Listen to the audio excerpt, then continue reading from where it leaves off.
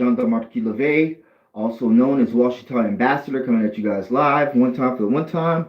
While I take down my hair. Length check. Oof.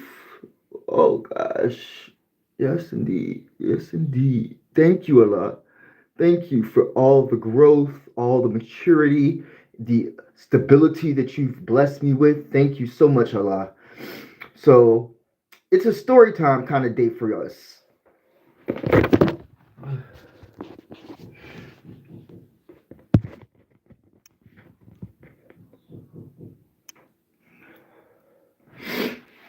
So, yeah, I want to talk to you all about this lotto challenge and them saying that she's responsible and all of that. So, here's my story time.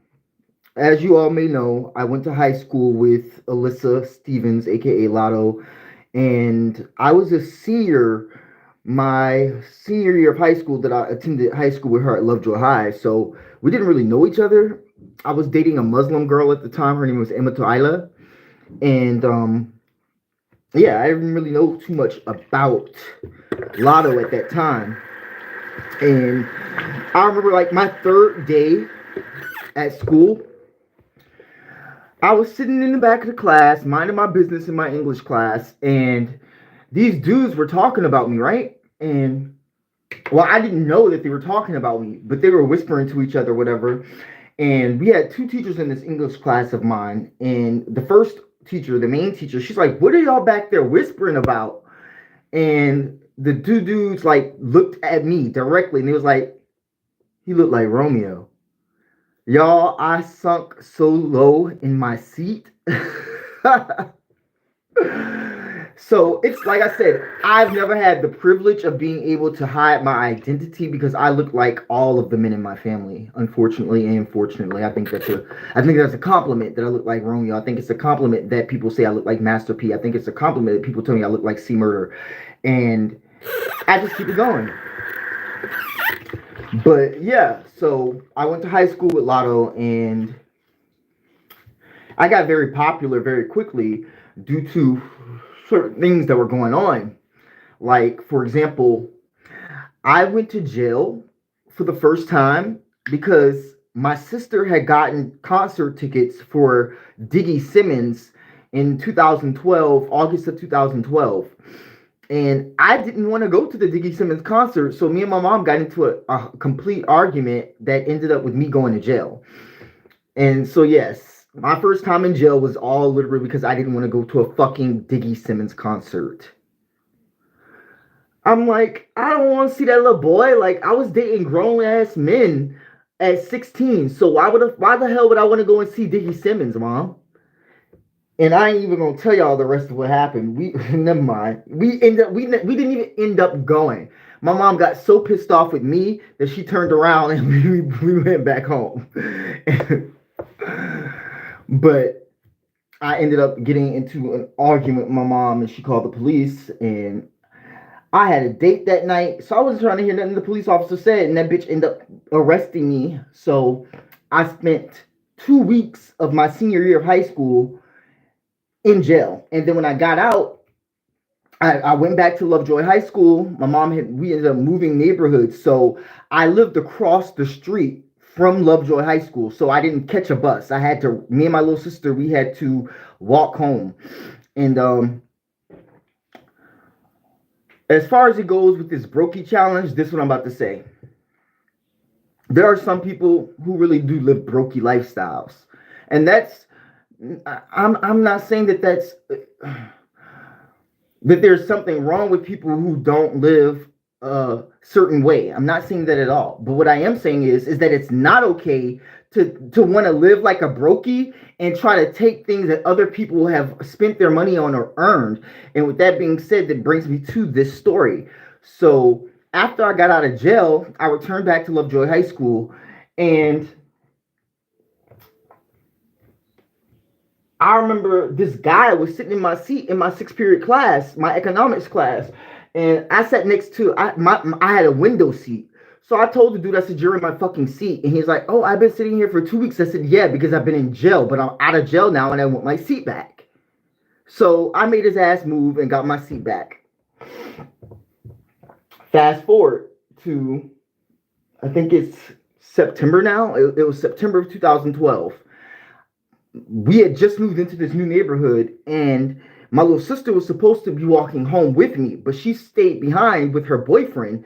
And so I walked home by myself. But I had this iPad that was a second generation iPad at the time, and I could hear faintly like these dudes walking behind me. I didn't know them, they didn't know me.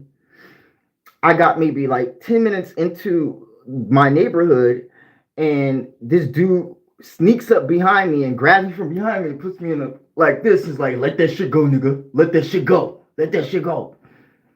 And I'm like, mind you, I'm taking weight training at the time. So my body is sore from working out. And all I know is that I pushed back up on him and he released me, and we both fell onto the ground and we started tussling, and I dropped the iPad.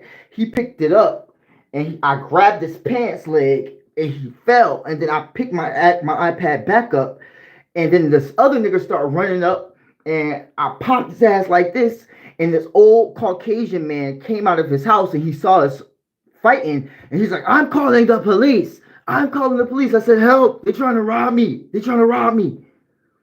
So he gets on his phone and he does his Karen thing on my behalf. And I truly thank Clayton County Police Department for helping me out in that situation. I got home and I'm like, Mom, can I get X, Y, and Z? And she's like, why are you so dirty? And I was like, because I just got through fighting. And she's like, oh, hell no. Grab my shit. Grab my purse. And so my mom brings me out. My little sister finally gets her ass home. Like I said, she was supposed to have been walking with me home, but she didn't because she stayed with her boyfriend.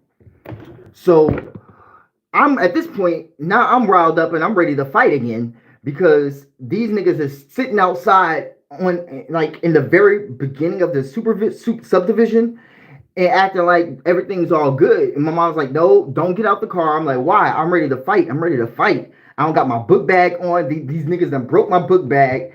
My fucking uniform is dirty. I'm ready to fight. And my mom's like, nope, we're not doing that. I'm calling the police. So she proceeds to call for 911 dispatch operation help. And my little sister gets into the car, into the vehicle with us. And we see them. Clayton County Police end up coming down there and they helped resolve the situation. Like I said, they didn't get my iPad, so I didn't really feel the need to get the police involved. But because my mother chose to do so, I had no other choice but to speak about it. Why the next day I get to school, it's all over the high school that I done got into an altercation with these two niggas that I don't know from Adam. Then this nigga's like, oh, that's what you get for talking about my mom. I'm like, nigga, I don't know you. And I don't want to know you. You're a fucking brokey. Period. So with that being said, like I said, this is just all about Lotto's, her song and whatnot. And me going to high school with her and knowing that there are brokies out here. And if you want to be a brokey, that's your motherfucking decision. But you're not going to take things from me that you didn't earn. That goes for any motherfucker out here on the streets. That goes for any judge, prosecutor, or public defender. I don't care if you're motherfucking Barack Obama. Period. Ain't nobody taking shit over here. Big old boss. So, with that being said, I want to say I love you all. Thank you for tuning in. I just wanted to share this little story with you all. To the left.